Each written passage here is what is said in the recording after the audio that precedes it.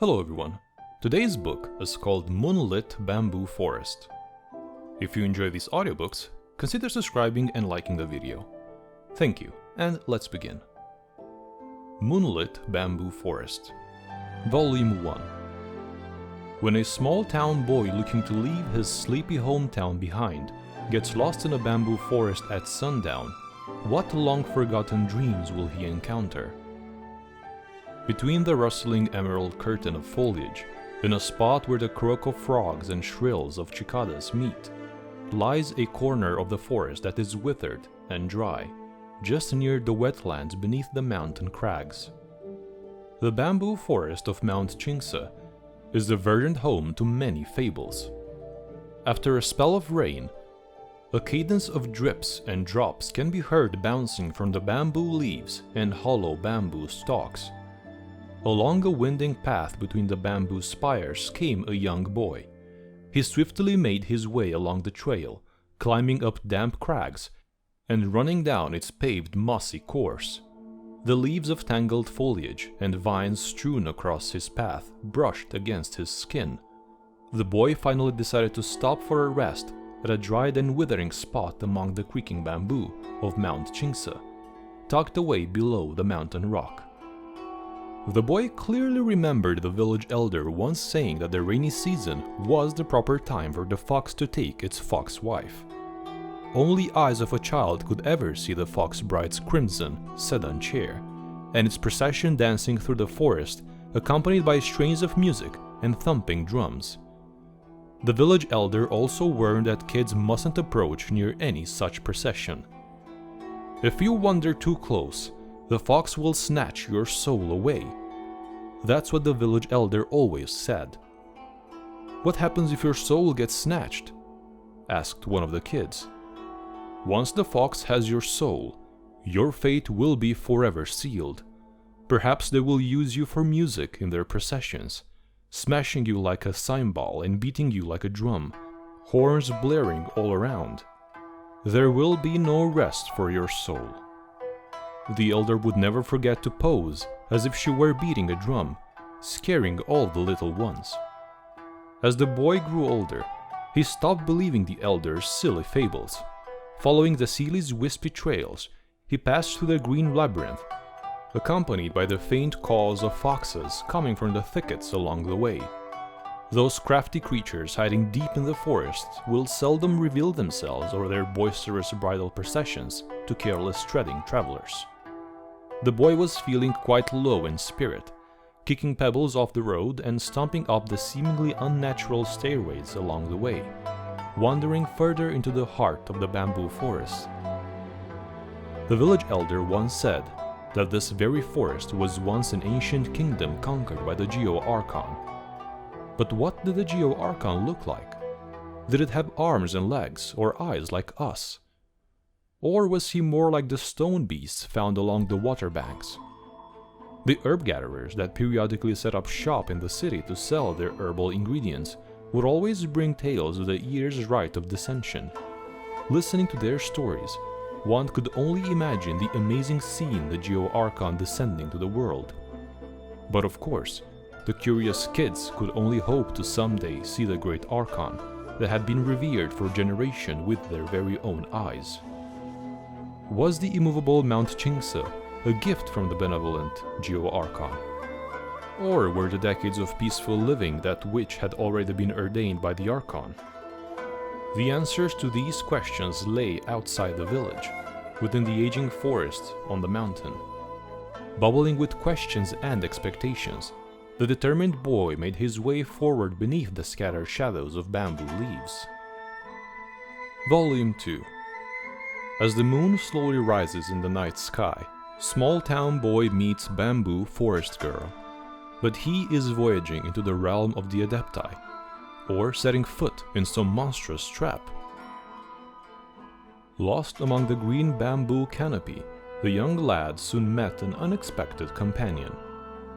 "What's the matter? Are you lost?" The lad heard a gentle voice amongst the rustling bamboo stalks, speaking with a hint of sarcastic playfulness. The lad turned to see a slender woman garbed in white. She stood beside a clear babbling brook, with beads of water glistening on her woven rush raincoat, her golden eyes melding with the rays cast through the forest by the setting sun. The village elder had said that there was once white horses that would leap from clear springs to become adepti, to assist the campaigns of the Lord of Geo, but no one had ever specified which spring, or the name of the illuminated beast that sprang from it. Besides, the woman that stood before him now didn't appear to be an adeptus, apart from the piercing gaze of her golden eyes. Furthermore, he had never heard of any adepti that needed to wear raincoats. Well, if it isn't another fool. The lady garbed in white began to chuckle, squinting her eyes with a smile. "Who are you calling a fool?" replied the young lad in a fluster. This was certainly no adeptus. Who could have heard of an adeptus that would speak in such a deplorable manner? "I embark on an adventure. I wish to be a sail across the seas and witness the stone spears of the Lord of Geo for myself." "You've only just embarked on your journey, and yet you've already fallen astray among the bamboo forest." The woman's reply was calm and even, her eyes making a subtle smirk. The lad already found her particularly annoying. "I don't need your... There's no shame in being lost. Come, follow me. I will lead out of here." The woman snickered and extended her slender hand towards the boy. Her white skin glimmered under the rays of the sunset that shone between the bamboo leaves. Thank you." The young lad took her outstretched hand. Her skin was cold and damp to the touch, much like fresh rain upon a mountain, or dewdrops upon a bamboo shoot. The setting sun gradually fell behind the mountain ridge, and the afterglow in the clear above gradually began to darken. The village elder said that once the warm glow of the setting sun fades, the spirit of the mountain woods becomes a cold and murky breeding ground for monsters. These monsters are born from a past that has long been gone, their spirits forming from the resentment and unwillingness of the dead. Any bamboo they ensnare by them will dry up and die, and any person they ensnare will similarly grow weary and fade from existence. Sometimes they will even call upon passers-by to assist them with matters that they could not accomplish on their own, before leading them into a trap from which they would never return. Other times they would act as a guide for innocent travelers, leading them to a den of demons. So you see, little ones, you must stay vigilant, and never let your guard down when you journey far from familiar soil. Thus said the village elder, patting the kids on their heads as she finished her story. Come to think of it, could this woman in white be a monster of the mountain woods? The lad grew nervous in his heart, and couldn't help but slow his pace. "What's the matter?" The woman turned around, her golden eyes shining through the moonlight draping over her silhouette. Volume 3. Deep in the bamboo forest, reality has coincided with a story from the distant past.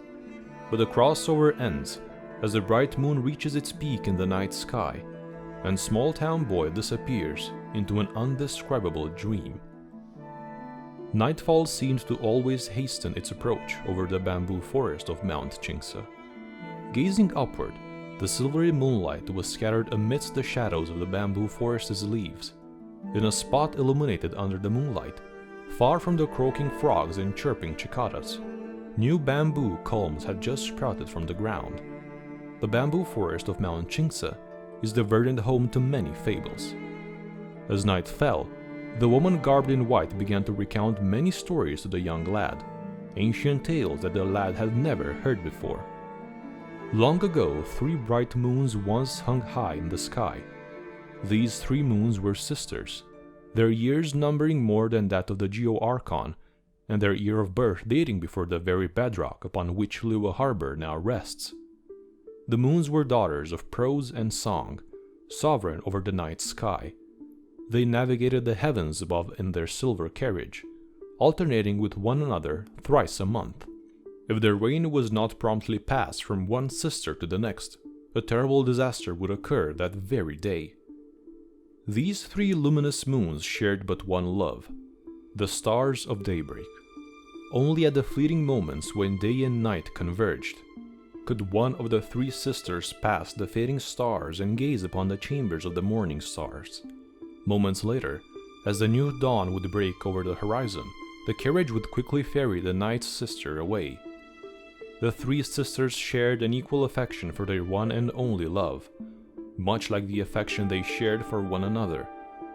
But this was all before the world was smashed against the tides of great calamity. With time, disasters overturned the sovereign carriage and laid ruin to the halls of the stars. The three sisters of the night turned against one another, leading to their eternal parting by death. Only one of their pale corpses now remains, ever shedding its cold light. The woman raised her head and gazed at the moon through the sea of bamboo. Her long, slender neck was covered in the silver light and her eyes shone gold. The wolf packs are children of the moons. They remember the calamities and the tragedies that ensued. Hence they lament the fate of their mother with each new moon. It is also why those who live among the wolves call the morning stars the surviving love of the moon, the grievous stars. I see. The young lad remained silent for some time. This was a story that the village elders had never told them before. Perhaps it was a legend that even the eldest of elders had never heard before. Such stories were much more grand than those about foxes taking brides and monsters ensnaring people, but less riveting than the tales of the Lord of Geo driving away evil spirits. The woman's tales were almost like a dream of the imagination. These are stories that have never been told, legends that have already been long forgotten by people. The woman garbed in white gently stroked the lad's hair and lowered her eyelids. The golden color of her eyes darkened a bit. Before the ancient immortals established the universe, there were gods that wandered across the lands. It was at this time that many of the Adepti came into being. But what about before then? Only broken memories and fragments of the past were turned into stories. And stories turned into legends, passed down among the people. Even deities and Adepti alike would feel sentimental upon hearing such ancient memories that surpassed the mortal world. The woman gave a long sigh and turned to find the young lad fast asleep. Unbelievable. With a helpless smile, she took off her raincoat and placed it over the young lad. That night, the lad dreamt of 3 moons in the sky, and the silver carriage stopped before the gates of the stars. Volume 4. As dawn gently approaches, the fate of the 2 youngsters diverges, and they go their separate ways. But the echoes of that ancient story still resound within the forest, waiting for the day that they may welcome small town boy back into their midst once more. As day slowly dawned, the young boy was gently awakened. Daybreak's light silhouetted the white mist that shrouded the bamboo forest, of which tales of ghostly foxes were told, and they seemed like horse tales as they billowed this way and that. The woman held his hand, and together they walked towards a place where the sun pierced through the woods. They turned left, then right, passing through undergrowth teeming with insects, clambering over slippery moss-covered stones, scaling down a gorge hidden by the shadows of the bamboo trees. All the way she led him, till they arrived at the exit of the bamboo forest. "I still don't know who you are, or where you're from," said the boy, for the previous night's story had yet to leave his mind. The woman turned, and with her back to the morning light her eyes shone gold, but she merely smiled, and said nothing. Many years later, the boy who was a boy no longer would remember that moment, and he would understand. The gap between them was as a yawning chasm. His fate was to leave his home and go to Liyue Harbor, to seek the riches the Geo Archon had bestowed upon him. Hers then was to hide herself away from the majestic, kindly gaze of that great Lord of Geo, and protect those ancient tales that even she was beginning to forget. So the boy and the white-clad, golden-eyed woman were parted.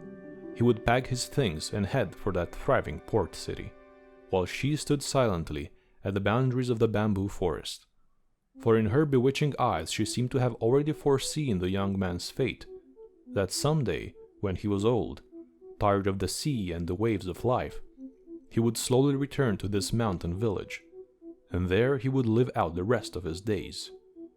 In the dawn's glow, the boy heard a whinnying cry that then grew distant. He turned and looked, and there was nothing behind him but a single strand of hair that had come to rest on his shoulder. Thank you very much for listening this far.